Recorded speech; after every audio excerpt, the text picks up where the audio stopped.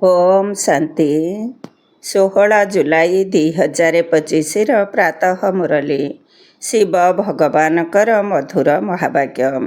ଶିବ ବାବା କହୁଛନ୍ତି, ମିଠେ ବଚେ, ଯିଏ ସମସ୍ତଙ୍କର ସଦ୍ଗତି ଦାତା, ଜୀବନ ମୁକ୍ତି ଦାତା ଅଟନ୍ତି, ସିଏ ତୁମମାନଙ୍କର ପିତା ଏବଂ ତୁମେମାନେ ତାଙ୍କର ସନ୍ତାନ। ତେଣୁ ତୁମ ଭିତରେ କେତେ ନିଶା ରହିବା ଉଚିତ। ଯିଏ ସମସ୍ତଙ୍କର ସଦ୍ଗତି ଦାତା, ଜୀବନ ମୁକ୍ତି ଦାତା ଅଟନ୍ତି, ସିଏ ତୁମମାନଙ୍କର ପିତା ଏବଂ ତୁମେମାନେ ତାଙ୍କର ସନ୍ତାନ। ତେଣୁ ତୁମ ଭିତରେ କେତେ ନିଶା ରହିବା ଉଚିତ। ପ୍ରଶ୍ନ: କେଉଁ ସନ୍ତାନମାନଙ୍କ ବୁଦ୍ଧିରେ ବାବାଙ୍କର ସ୍ମୃତି ନିରନ୍ତର ସ୍ଥାୟୀ ହୋଇ ରହିପାରିବ ନାହିଁ? କେଉଁ ସନ୍ତାନମାନଙ୍କ ବୁଦ୍ଧିରେ ବାବାଙ୍କର ସ୍ମୃତି ନିରନ୍ତର ସ୍ଥାୟୀ ହୋଇ ରହିପାରିବ ନାହିଁ? ଉତ୍ତର: ଯାହାଙ୍କ ଭିତରେ ସମ୍ପୂର୍ଣ୍ଣ ନିଶ୍ଚୟ ନାହିଁ, ସେମାନଙ୍କ ବୁଦ୍ଧିରେ ବାବାଙ୍କର ସ୍ମୃତି ସ୍ଥାୟୀ ଭାବରେ ରହିପାରିବ ନାହିଁ। ଆମକୁ କିଏ ରାଜଯୋଗ ଶିଖାଉଛନ୍ତି, ଏକଥା ଜାଣିନାହାନ୍ତି। ତେଣୁ ଯୋଗ କାହାକୁ କରିବେ? ଯେଉଁମାନେ ଯଥାର୍ଥ ରୂପରେ ବାବାଙ୍କୁ ଜାଣି ମନେ ପକାଉଛନ୍ତି, ସେହିମାନଙ୍କର ହିଁ ବିକର୍ମ ବିନାଶ ହେଉଛି। ବର୍ତ୍ତମାନ ବାବା ନିଜେ ଆସି ନିଜର ଏବଂ ନିଜ ଘରର ଯଥାର୍ଥ ପରିଚୟ ଦେଉଛନ୍ତି। ଓମ୍ ଶାନ୍ତି। ଓମ୍ ଶାନ୍ତିର ଅର୍ଥ ସର୍ବଦା ପିଲାମାନଙ୍କର ମନେ ରହିଥିବ। ଆମେ ଆତ୍ମା, ଆମର ଘର ନିର୍ବାଣ ଧାମ ଅଥବା ବ୍ରହ୍ମଲୋକ। ବାକି ଭକ୍ତି ମାର୍ଗରେ ମନୁଷ୍ୟମାନେ ଯାହା କିଛି ବି ପୁରୁଷାର୍ଥ କରୁଛନ୍ତି, ଜାଣିନାହାନ୍ତି ଯେ ସେମାନେ କୁଆଡ଼େ ଯିବେ। ସୁଖ ଏବଂ ଦୁଃଖ କେଉଁଥିରେ ଅଛି, କିଛି ହେଲେ ଜଣା ନାହିଁ। ଯଜ୍ଞ, ତପ, ଦାନ, ପୁଣ୍ୟ, ତୀର୍ଥ ଆଦି କରି ସିଢ଼ି ତଳକୁ ଓହ୍ଲାଇ ଆସିଛନ୍ତି। ଏବେ ତୁମମାନଙ୍କୁ ଜ୍ଞାନ ମିଳୁଛି, ତେଣୁ ଭକ୍ତି କରିବା ବନ୍ଦ ହୋଇଯାଉଛି। ଘଣ୍ଟା, ଝାଞ୍ଜ, ମୃଦଙ୍ଗ ଆଦି ସବୁର ବାତାବରଣ ମଧ୍ୟ ବନ୍ଦ। ନୂଆ ଏବଂ ପୁରୁଣା ଦୁନିଆ ଭିତରେ ଫରକ ରହିଛି ନା? ନୂଆ ଦୁନିଆକୁ ପବିତ୍ର ଦୁନିଆ କୁହାଯିବ। ତୁମମାନଙ୍କ ବୁଦ୍ଧିରେ ବର୍ତ୍ତମାନ ଅଛି। ସୁଖ ଧାମକୁ ସ୍ୱର୍ଗ, ଦୁଃଖ ଧାମକୁ ନର୍କ କୁହାଯାଉଛି। ମନୁଷ୍ୟ ଶାନ୍ତି ଚାହୁଁଛନ୍ତି, କିନ୍ତୁ ସେଠାକୁ କେହି ହେଲେ ଯାଇପାରିବେ ନାହିଁ। ବାବା କହୁଛନ୍ତି, ମୁଁ ଯେ ପର୍ଯ୍ୟନ୍ତ ଭାରତକୁ ନ ଆସିଛି, ସେ ପର୍ଯ୍ୟନ୍ତ ତୁମେ ସନ୍ତାନମାନେ ମୋ ବିନା ସେଠାକୁ ଯାଇପାରିବ ନାହିଁ। ଭାରତରେ ହିଁ ଶିବ ଜୟନ୍ତୀର ଗାୟନ କରାଯାଇଛି। ତେବେ ନିରାକାର ନିଶ୍ଚିତ ସାକାର ଶରୀରରେ ଆସିବେ ନା? ଶରୀର ବିନା ଆତ୍ମା କ'ଣ କିଛି କରିପାରିବ? ଶରୀର ବିନା ଆତ୍ମା କେବଳ ଏଣେ ତେଣେ ଘୂରି ବୁଲିଥାଏ। କେବେ କେବେ ଅନ୍ୟ ଶରୀରରେ ମଧ୍ୟ ପ୍ରବେଶ କରିଯାଏ। କେହି କେହି ଭଲ ଆତ୍ମା ହୋଇଥାନ୍ତି, କେହି ଚଞ୍ଚଳ ହୋଇଥାନ୍ତି, ଏକଦମ ହାଇ ହାଇ କରିଦେଇଥାନ୍ତି। ତେବେ ଆତ୍ମାକୁ ନିଶ୍ଚିତ ଶରୀର ଦରକାର। ସେହିପରି ପରମ ପିତା ପରମାତ୍ମା ମଧ୍ୟ ଯଦି ଶରୀର ଧାରଣ ନ କରିବେ, ତେବେ ଭାରତକୁ ଆସି କ'ଣ କରିବେ? ଭାରତ ହିଁ ଅବିନାଶୀ ଖଣ୍ଡ ଅଟେ। ସତ୍ୟ ଯୁଗରେ ଏକମାତ୍ର ଭାରତ ଖଣ୍ଡ ହିଁ ରହିବ। ଆଉ ସବୁ ଖଣ୍ଡ ବିନାଶ ହୋଇଯିବ। ଗାୟନ ମଧ୍ୟ କରୁଛନ୍ତି, ଆଦି ସନାତନ ଦେବୀ ଦେବତା ଧର୍ମ ଥିଲା। ଏମାନେ ପୁଣି ଆଦି ସନାତନ ହିନ୍ଦୁ ଧର୍ମ କହିଦେଉଛନ୍ତି। ବାସ୍ତବରେ ଆରମ୍ଭରେ କେହି ହିନ୍ଦୁ ନଥିଲେ। ସେତେବେଳେ ଦେବୀ ଦେବତାମାନେ ଥିଲେ। ୟୁରୋପବାସୀ ନିଜକୁ ଖ୍ରୀଷ୍ଟିଆନ କହିଥାନ୍ତି। ସେମାନେ ୟୁରୋପୀୟନ ଧର୍ମ ବୋଲି କେବେ କହିବେ ନାହିଁ। ଏହି ହିନ୍ଦୁସ୍ତାନର ବାସିନ୍ଦା ନିଜ ଧର୍ମକୁ ହିନ୍ଦୁ ଧର୍ମ କହିଦେଉଛନ୍ତି। ଯେଉଁମାନେ ଦୈବୀ ଧର୍ମରେ ଶ୍ରେଷ୍ଠ ଥିଲେ, ସେହିମାନେ ହିଁ 84 ଜନ୍ମରେ ଆସି ଧର୍ମଭ୍ରଷ୍ଟ ହୋଇଯାଇଛନ୍ତି। ଯେଉଁମାନେ ଦେବତା ଧର୍ମର ହୋଇଥିବେ, ସେହିମାନେ ହିଁ ଏଠାକୁ ଆସିବେ। ଯଦି ନିଶ୍ଚୟ ନାହିଁ, ତେବେ ବୁଝିଯାଅ ଯେ ସିଏ ଏହି ଧର୍ମର ନୁହେଁ। ଯଦିଓ ଏଠାରେ ବସିବେ, କିନ୍ତୁ କିଛି ବୁଝିପାରିବେ ନାହିଁ। ନଚେତ ସେଠାରେ କୌଣସି ପ୍ରଜାପଦ ଅଥବା ତା'ଠାରୁ କମ୍ ପଦଧାରୀ ହୋଇଥିବେ। ସୁଖ ଶାନ୍ତି ତ ସମସ୍ତେ ଚାହୁଁଛନ୍ତି, ତାହା ତ କେବଳ ସତ୍ୟଯୁଗରେ ହିଁ ହେବ। କିନ୍ତୁ ସେଠାକୁ ସମସ୍ତେ ଯାଇପାରିବେ ନାହିଁ। ଅନ୍ୟ ସବୁ ଧର୍ମର ଆତ୍ମାମାନେ ନିଜ ନିଜର ସମୟ ଅନୁସାରେ ଆସୁଛନ୍ତି। ଅନେକ ଧର୍ମ ରହିଛି। ସୃଷ୍ଟି ରୂପୀ ବୃକ୍ଷର ବୃଦ୍ଧି ହୋଇ ଚାଲିଛି। ମୂଳ ଧର୍ମ ହେଲା ଦେବୀ ଦେବତା ଧର୍ମ। ପୁଣି 3ଟି ଟ୍ୟୁବ୍ ଅର୍ଥାତ୍ ଶାଖା ଅଛି। ସ୍ୱର୍ଗରେ ଏମାନେ ରହିବେ ନାହିଁ। ଦ୍ୱାପରର ଆରମ୍ଭରୁ ନୂଆ ଧର୍ମ ସବୁ ବାହାରିଥାଏ। ଏହାକୁ ଭେରାଇଟି ହ୍ୟୁମାନ୍ ଟ୍ରି କୁହାଯାଉଛି। ବିରାଟ ରୂପ ଅଲଗା, ଏହା ଭେରାଇଟି ଧର୍ମର ବୃକ୍ଷ। ଏଠାରେ ଭିନ୍ନ ଭିନ୍ନ ପ୍ରକାରର ମନୁଷ୍ୟମାନେ ରହିଛନ୍ତି। ତୁମେମାନେ ଜାଣୁଛ କେତୋଟି ଧର୍ମ ରହିଛି। ସତ୍ୟଯୁଗ ଆରମ୍ଭରେ ଗୋଟିଏ ଧର୍ମ ଥିଲା। ଦୁନିଆ ନୂଆ ଥିଲା। ବିଦେଶୀମାନେ ମଧ୍ୟ ଜାଣିଛନ୍ତି ଭାରତ ହିଁ ପ୍ରାଚୀନ ସ୍ୱର୍ଗ ଥିଲା। ଭାରତ ବହୁତ ସାହୁକାର ଥିଲା। ସେଥିପାଇଁ ଭାରତକୁ ବହୁତ ସମ୍ମାନ ମିଳୁଛି। କେହି କେହି ସାହୁକାର ଗରିବମାନଙ୍କ ଉପରେ ଦୟା କରିଥାନ୍ତି। ବିଚରା ଭାରତ କ'ଣ ହୋଇଗଲାଣି? ଏହା ମଧ୍ୟ ଡ୍ରାମାର ପାର୍ଟ ରହିଛି। କୁହାଯାଏ ସବୁଠାରୁ ଅଧିକ ଦୟାଶୀଳ ହେଉଛନ୍ତି ଈଶ୍ୱର ଏବଂ ସେ ଭାରତକୁ ହିଁ ଆସୁଛନ୍ତି। ଗରିବ ଉପରେ ନିଶ୍ଚିତ ସାହୁକାର ହିଁ ଦୟା କରିବେ ନା? ବାବା ହେଉଛନ୍ତି ବେହଦର ସାହୁକାର, ଯିଏକି ଉଚ୍ଚରୁ ଉଚ୍ଚ କରୁଛନ୍ତି। ତୁମେମାନେ ଏବେ କାହାର ସନ୍ତାନ ହୋଇଛ? ସେହି ନିଶା ରହିବା ଉଚିତ। ଗର୍ବ ଅନୁଭବ କରିବା ଉଚିତ। ପରମ ପିତା ପରମାତ୍ମା ଶିବଙ୍କର ଆମେ ସନ୍ତାନ, ଯାହାକୁ ମୁକ୍ତି ଜୀବନ ମୁକ୍ତି ଦାତା ସଦ୍ଗତି ଦାତା କହୁଛନ୍ତି। ପ୍ରଥମେ ଜୀବନ ମୁକ୍ତି ସତ୍ୟ ଯୁଗରେ ହେବ। ଏଠାରେ ଜୀବନ ବନ୍ଧ ହୋଇଯାଇଛି। ଭକ୍ତି ମାର୍ଗରେ ସମସ୍ତେ ଡାକୁଛନ୍ତି, ବାବା ବନ୍ଧନରୁ ମୁକ୍ତ କର। ଏବେ ତୁମେମାନେ ଡାକିପାରିବ ନାହିଁ। ତୁମେମାନେ ଜାଣିଛ ଜ୍ଞାନର ସାଗର ବାବା ଅଟନ୍ତି। ବିଶ୍ୱର ଇତିହାସ ଭୂଗୋଳର ସାରାଂଶକୁ ବୁଝାଉଛନ୍ତି। ସିଏ ଜ୍ଞାନର ଭଣ୍ଡାର ଅଟନ୍ତି। ଇଏ ତ ନିଜେ କହୁଛନ୍ତି ଯେ ମୁଁ ଭଗବାନ ନୁହେଁ। ତୁମମାନଙ୍କୁ ଦେହରୁ ଅଲଗା ଦେହୀ ଅଭିମାନୀ ହେବାକୁ ପଡ଼ିବ। ସାରା ଦୁନିଆ ସହିତ ନିଜର ଶରୀରକୁ ମଧ୍ୟ ଭୁଲିବାକୁ ପଡ଼ିବ। ଇଏ ବ୍ରହ୍ମା ଭଗବାନ ନୁହନ୍ତି। ଏହାକୁ ବାପ ଦାଦା କୁହାଯାଉଛି। ବାବା ହେଉଛନ୍ତି ଉଚ୍ଚରୁ ଉଚ୍ଚ। ଏହା ହେଉଛି ପତିତ ପୁରୁଣା ଶରୀର। ଜଣକର ହିଁ ମହିମା ହେଉଛି ତାଙ୍କ ସହିତ ଯୋଗ ଲଗାଇଲେ ହିଁ ଆତ୍ମା ପବିତ୍ର ହେବ, ନଚେତ କେବେ ପବିତ୍ର ହୋଇପାରିବ ନାହିଁ ଏବଂ ପରେ ହିସାବ କିତାବ ଚୁକ୍ତ କରି ଦଣ୍ଡ ଭୋଗ କରି ଘରକୁ ଚାଲିଯିବ। ଭକ୍ତି ମାର୍ଗରେ ହମ୍ ସୋ ହମ୍ର ଅର୍ଥ ଶୁଣି ଆସିଛ। ଆମେ ଆତ୍ମା ହିଁ ପରମ ପିତା ପରମାତ୍ମା। ସୋହମ ଆତ୍ମା ଏହି ମିଛ ମନ୍ତ୍ର ପରମାତ୍ମାଙ୍କଠାରୁ ବିମୁଖ କରାଇଛି। ବାବା କହୁଛନ୍ତି, ସନ୍ତାନମାନେ ପରମାତ୍ମା ହିଁ ଆତ୍ମା ଏପରି କହିବା ବିଲକୁଲ ଭୁଲ। ଏବେ ତୁମମାନଙ୍କୁ ବର୍ଣ୍ଣର ରହସ୍ୟ ମଧ୍ୟ ବୁଝାଯାଉଛି।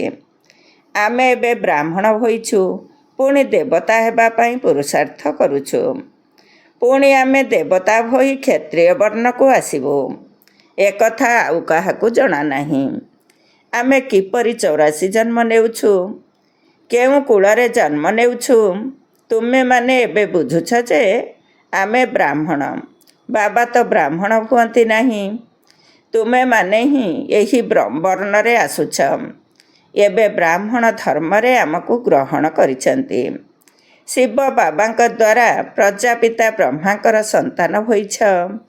ଏକଥା ମଧ୍ୟ ଜାଣିଛ ନିରାକାରୀ ଆତ୍ମାମାନେ ଅସଲି ଈଶ୍ୱରୀୟ କୂଳର ଅଟନ୍ତି, ଯେଉଁମାନେ କି ନିରାକାରୀ ଦୁନିଆରେ ରହୁଛନ୍ତି, ପୁଣି ସାକାରୀ ଦୁନିଆକୁ ଆସୁଛନ୍ତି। ପାଠ କରିବା ପାଇଁ ଏଠାକୁ ଆସିବାକୁ ପଡ଼ୁଛି। ସେଠାରୁ ଆସି ତୁମେ ଦେବତା କୂଳରେ 8 ଜନ୍ମ ନେଉଛ, ପୁଣି କ୍ଷତ୍ରିୟ ବୈଶ୍ୟ କୂଳକୁ ଆସୁଛ। ବାବା ବୁଝାଉଛନ୍ତି, ତୁମେମାନେ ଏତେ ଜନ୍ମ ଦୈବୀ କୂଳ ଏବଂ ଏତେ ଜନ୍ମ କ୍ଷତ୍ରିୟ କୂଳରେ ଜନ୍ମ ନେଉଛ। ଏହା 84 ଜନ୍ମର ଚକ୍ର ଅଟେ।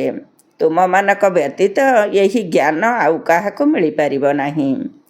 ଯିଏ ଏହି ଧର୍ମର ହୋଇଥିବେ ସିଏ ଏଠାକୁ ଆସିବେ। ରାଜଧାନୀ ସ୍ଥାପନ ହେଉଛି। କେହି ରାଜାରାଣୀ, କେହି ପ୍ରଜା ହେବେ। ସୂର୍ଯ୍ୟବଂଶୀ ଲକ୍ଷ୍ମୀ ନାରାୟଣ ଦି ଫାଷ୍ଟ, ସେକେଣ୍ଡ, ଥାର୍ଡ଼ ଏହିପରି ରାଜଗଦି ଚାଲିଥାଏ। ଏହିପରି କଥା ବାବା ବୁଝାଉଛନ୍ତି। ଜ୍ଞାନର ସାଗର ଶିବ ବାବା ଏଠାକୁ ଆସୁଛନ୍ତି। ତେଣୁ ଭକ୍ତି ସମାପ୍ତ ହୋଇଯାଉଛି। ରାତି ଶେଷ ହୋଇ ଦିନ ହେଉଛି। ସେଠାରେ କୌଣସି ପ୍ରକାରର ଧୋକା ହେବ ନାହିଁ। କେବଳ ଆରାମ ହିଁ ଆରାମ ରହିଛି। କୌଣସି ହଙ୍ଗାମା ନାହିଁ। ଏହିପରି ମଧ୍ୟ ଡ୍ରାମା କରାଯାଇଛି। ଭକ୍ତି ମାର୍ଗ ସମୟରେ ହିଁ ବାବା ଆସୁଛନ୍ତି। ସମସ୍ତଙ୍କୁ ଘରକୁ ନିଶ୍ଚିତ ଯିବାକୁ ହେବ। ପୁଣି କ୍ରମ ଅନୁସାରେ ଏହି ସୃଷ୍ଟିକୁ ଓହ୍ଲାଇଥାନ୍ତି। ଖ୍ରୀଷ୍ଟ ଆସିଲେ ପୁଣି ତାଙ୍କର ଧର୍ମାବଲମ୍ବୀମାନେ ମଧ୍ୟ ଆସିବେ। ଏବେ ଦେଖ କେତେ ଖ୍ରୀଷ୍ଟିଆନ ଅଛନ୍ତି। ଯୀଶୁ ହେଲେ ଖ୍ରୀଷ୍ଟ ଧର୍ମର ବୀଜ। ଏହି ଦେବୀ ଦେବତା ଧର୍ମର ବୀଜ ହେଲେ ପରମ ପିତା ପରମାତ୍ମା ଶିବ, ଯିଏକି ସେହି ଧର୍ମର ସ୍ଥାପନା କରୁଛନ୍ତି। ତୁମମାନଙ୍କୁ ବ୍ରାହ୍ମଣ ଧର୍ମରେ କିଏ ଆଣିଲେ? ବାବା ପୋଷ୍ୟ କରୁଛନ୍ତି। ତାଙ୍କଠାରୁ ଛୋଟ ବ୍ରାହ୍ମଣ ଧର୍ମର ସୃଷ୍ଟି ହେଉଛି। ବ୍ରାହ୍ମଣମାନଙ୍କ ଚୁଟିର ଗାୟନ ରହିଛି। ଏହା ଚିହ୍ନ ହେଉଛି ଚୋଟିର ବା ଶୀର୍ଷ ସ୍ଥାନର। ପୁଣି ତଳକୁ ଆସିଲେ ଶରୀରର ବୃଦ୍ଧି ହୋଇ ଚାଲିଥାଏ। ଏସବୁ କଥା ବାବା ବସି ବୁଝାଉଛନ୍ତି। ଯେଉଁ ବାବା କଲ୍ୟାଣକାରୀ ଅଟନ୍ତି ସେ ହିଁ ଏଠାକୁ ଆସି ଭାରତର କଲ୍ୟାଣ କରୁଛନ୍ତି। ସବୁଠାରୁ ଅଧିକ କଲ୍ୟାଣ ତୁମମାନଙ୍କର ହିଁ କରୁଛନ୍ତି। ତୁମେମାନେ କ'ଣ ଥିଲ, ପୁଣି କ'ଣ ହେଉଛ? ତୁମେମାନେ ଅମର ଲୋକର ମାଲିକ ହୋଇଯାଉଛ। ଏବେ ତୁମେ କାମ ଉପରେ ବିଜୟ ପ୍ରାପ୍ତ କରୁଛ। ସେଠାରେ ଅକାଳ ମୃତ୍ୟୁ ହୁଏ ନାହିଁ। ମୃତ୍ୟୁର ନାମ ହିଁ ରହିବ ନାହିଁ। ବାକି ଶରୀର ବଦଳାଇବେ ନା? ଯେପରି ସର୍ପ ପୁରୁଣା କାତି ଛଡ଼ାଇ ଆଉ ଗୋଟିଏ ନେଇଥାଏ, ଏଠାରେ ମଧ୍ୟ ତୁମେମାନେ ଏହି ପୁରୁଣା ଶରୀର ଛାଡ଼ି ନୂଆ ଦୁନିଆରେ ନୂଆ ଶରୀର ନେବ। ସତ୍ୟଯୁଗକୁ ଗାର୍ଡେନ୍ ଅଫ୍ ଫ୍ଲାୱାର୍ସ କୁହାଯାଉଛି। ସେଠାରେ କେହି କୁବଚନ କହିବେ ନାହିଁ। ଏଠାରେ କୁସଙ୍ଗ ହିଁ ମିଳୁଛି। ମାୟାର ସଙ୍ଗ ଅଟେ ନା। ସେଥିପାଇଁ ଏହାର ନାମ ହେଉଛି ରୌରବ ନର୍କ। ଘରବାଡ଼ି ପୁରୁଣା ହେଲେ ମ୍ୟୁନିସିପାଲିଟି ଲୋକେ ପୂର୍ବରୁ ହିଁ ଖାଲି କରାଇ ଦେଇଥାନ୍ତି। ବାବା ମଧ୍ୟ କହୁଛନ୍ତି, ଦୁନିଆ ପୁରୁଣା ହେଲେ ମୁଁ ଆସୁଛି। ଜ୍ଞାନ ଦ୍ୱାରା ସଦ୍ଗତି ହୋଇଥାଏ। ଏଠାରେ ରାଜଯୋଗର ଶିକ୍ଷା ଦିଆଯାଉଛି। ଭକ୍ତିରେ କିଛି ନାହିଁ। ହଁ, ଭକ୍ତିରେ ଦାନ ପୁଣ୍ୟ କରିଥାନ୍ତି, ଯାହାଦ୍ୱାରା ଅଳ୍ପ କାଳର ସୁଖ ମଧ୍ୟ ମିଳିଥାଏ। ରାଜାମାନଙ୍କୁ ମଧ୍ୟ ସନ୍ନ୍ୟାସୀମାନେ ବୈରାଗ୍ୟ କରାଇଥାନ୍ତି, କିନ୍ତୁ ଏହା ତ କାକବିଷ୍ଟା ସମାନ ସୁଖ ଅଟେ।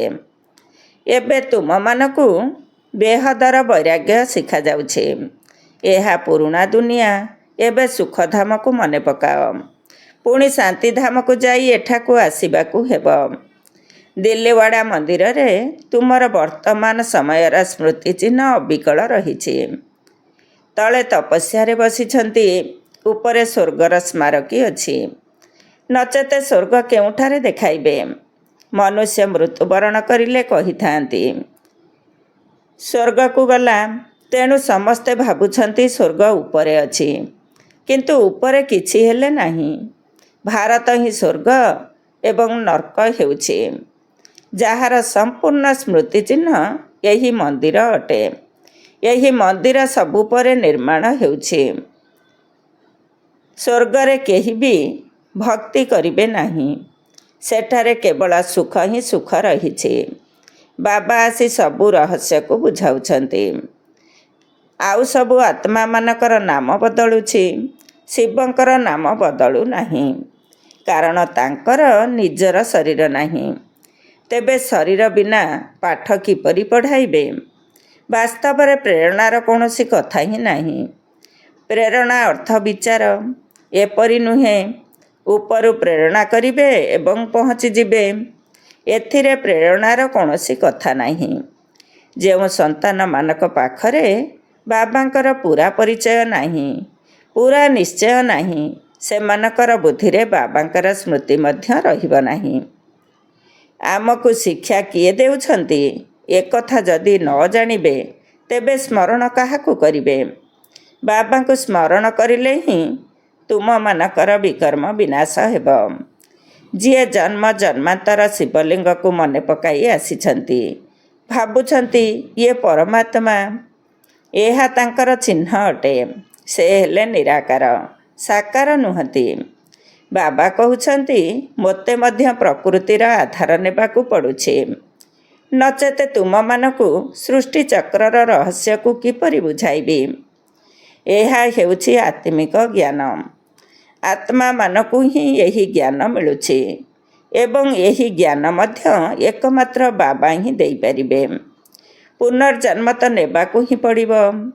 ସମସ୍ତ ଅଭିନେତାମାନଙ୍କୁ ପାଠ ମିଳିଛି। ନିର୍ବାଣକୁ କେହି ହେଲେ ଯାଇପାରିବେ ନାହିଁ, ମୋକ୍ଷ କେହି ବି ପାଇପାରିବେ ନାହିଁ।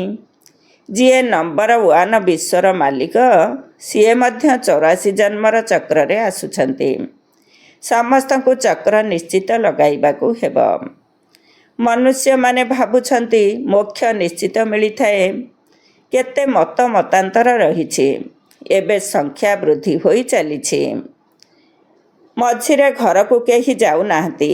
କେବଳ ବାବା ହିଁ 84 ଜନ୍ମର କାହାଣୀ କହୁଛନ୍ତି। ଏବେ ତୁମମାନଙ୍କୁ ପାଠ ପଢ଼ି ପୁଣି ଅନ୍ୟମାନଙ୍କୁ ମଧ୍ୟ ପଢ଼ାଇବାକୁ ହେବ। ଏହି ଜ୍ଞାନ ତୁମମାନଙ୍କ ବ୍ୟତୀତ କେହି ଦେଇପାରିବେ ନାହିଁ। ଶୂଦ୍ର କିମ୍ବା ଦେବତାମାନେ ମଧ୍ୟ ଦେଇପାରିବେ ନାହିଁ। ସତ୍ୟ ଯୁଗରେ କାହାର ଦୁର୍ଗତି ହେବ ନାହିଁ। ଯାହା ପାଇଁ ଜ୍ଞାନର ଦରକାର ହେବ।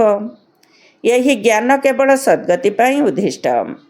ସଦ୍ଗତି ଦାତା ଲିବରେଟର ଗାଇଡ଼ ଜଣେ ହିଁ ଅଟନ୍ତି। ଯୋଗର ଯାତ୍ରା ବିନା କେହି ପବିତ୍ର ହୋଇପାରିବେ ନାହିଁ। ଦଣ୍ଡ ନିଶ୍ଚିତ ଭୋଗ କରିବାକୁ ପଡ଼ିବ। ପୁଣି ପଦ ମଧ୍ୟ ଭ୍ରଷ୍ଟ ହୋଇଯିବ। ସମସ୍ତଙ୍କର ହିସାବ କିତାବ ଚୁକ୍ତ ନିଶ୍ଚିତ ହେବ। ତୁମମାନଙ୍କୁ ତୁମରି କଥା ହିଁ ବୁଝାଉଛନ୍ତି। ଅନ୍ୟ ଧର୍ମକୁ ଯିବାର କୌଣସି ଆବଶ୍ୟକତା ହିଁ ନାହିଁ। ଭାରତବାସୀମାନଙ୍କୁ ହିଁ ଏହି ଜ୍ଞାନ ମିଳୁଛି। ବାବା ଭାରତକୁ ଆସି 3ଟି ଧର୍ମର ସ୍ଥାପନା କରୁଛନ୍ତି। ଏବେ ତୁମମାନଙ୍କୁ ଶୂଦ୍ର ଧର୍ମରୁ ପରିବର୍ତ୍ତନ କରି ଉଚ୍ଚ କୂଳକୁ ନେଇଯାଉଛନ୍ତି। ତାହା ହେଉଛି ନୀଚ ପତିତ କୂଳ। ଏବେ ସମସ୍ତଙ୍କୁ ପବିତ୍ର କରିବା ପାଇଁ ତୁମେ ବ୍ରାହ୍ମଣମାନେ ନିମିତ୍ତ ହୋଇଛ। ଏହାକୁ ରୁଦ୍ର ଜ୍ଞାନ ଯଜ୍ଞ କୁହାଯାଉଛି। ରୁଦ୍ର ଶିବ ବାବା ଏହି ଯଜ୍ଞ ରଚନା କରିଛନ୍ତି। ଏହି ବେହଦ ଯଜ୍ଞରେ ସାରା ପୁରୁଣା ଦୁନିଆର ଆହୁତି ପଡ଼ିବ। ପୁଣି ନୂଆ ଦୁନିଆର ସ୍ଥାପନା ହୋଇଯିବ ଏବଂ ଏହି ପୁରୁଣା ଦୁନିଆ ସମାପ୍ତ ହେବ। ତୁମେମାନେ ଏହି ଜ୍ଞାନ ନୂଆ ଦୁନିଆ ପାଇଁ ନେଉଛ। ଦେବତାମାନଙ୍କର ଛାଇ ମଧ୍ୟ ଏହି ପୁରୁଣା ଦୁନିଆରେ ପଡ଼ିନଥାଏ। ତୁମେମାନେ ଜାଣିଛ, କଳ୍ପ ପୂର୍ବରୁ ଯେଉଁମାନେ ଆସିଥିଲେ, ସେହିମାନେ ଆସି ଏହି ଜ୍ଞାନ ନେବେ। ପୁରୁଷାର୍ଥର କ୍ରମ ଅନୁସାରେ ପାଠ ପଢ଼ିବେ। ମନୁଷ୍ୟ ଏହିଠାରେ ହିଁ ଶାନ୍ତି ଚାହୁଁଛନ୍ତି। ତେବେ ତ ହେଉଛି ଶାନ୍ତିଧାମର ବାସିନ୍ଦା, ବାକି ଏଠାରେ କିପରି ଶାନ୍ତି ହୋଇପାରିବ? ବର୍ତ୍ତମାନ ଘରେ ଘରେ ଅଶାନ୍ତି ରହିଛି। ଏହା ରାବଣ ରାଜ୍ୟ ଅଟେ ନା? ସତ୍ୟ ଯୁଗରେ ବିଲକୁଲ ଶାନ୍ତିର ରାଜ୍ୟ ହେବ। ଏକ ଧର୍ମ, ଏକ ଭାଷା ହେବ। ଆଚ୍ଛା,